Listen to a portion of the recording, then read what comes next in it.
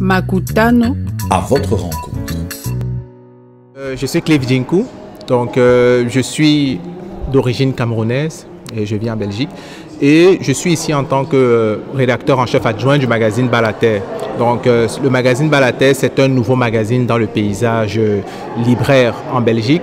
C'est un magazine panafricain qui est destiné à faire connaître les différents pays d'Afrique à travers leur culture, leur histoire, leur géographie, l'aspect touristique, etc., social, économique.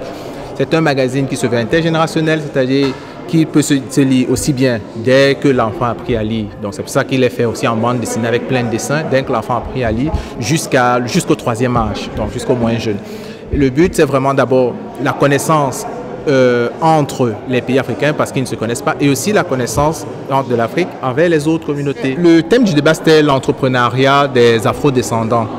Donc moi, mon rôle, c'était d'être modérateur. Donc c'était vraiment d'essayer d'équilibrer les débats, essayer de relancer les uns et les autres, même si à la fin, je me suis autorisé à donner à peu près mon avis sur ce qui était. Mais je devais être plus un arbitre neutre qu'autre chose. Donc j'ai essayé de veiller à ce que tout le monde puisse se faire entendre, puisse parler suffisamment longtemps et que le public aussi ait un temps pour lequel il pourrait échanger.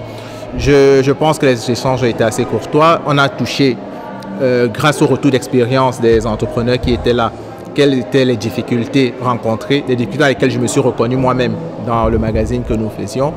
Et aussi, nous avons pu, grâce à l'intervention de la directrice de Hub Bruxelles, quels sont les différents leviers, l'aide à l'exportation et ainsi de suite. Donc, c'était vraiment, à mon sens, assez bien construit comme panel et assez constructif. Je pense que c'est déjà bien d'avoir ça. Donc, je ne vais pas cracher dans la soupe. C'est déjà très bien.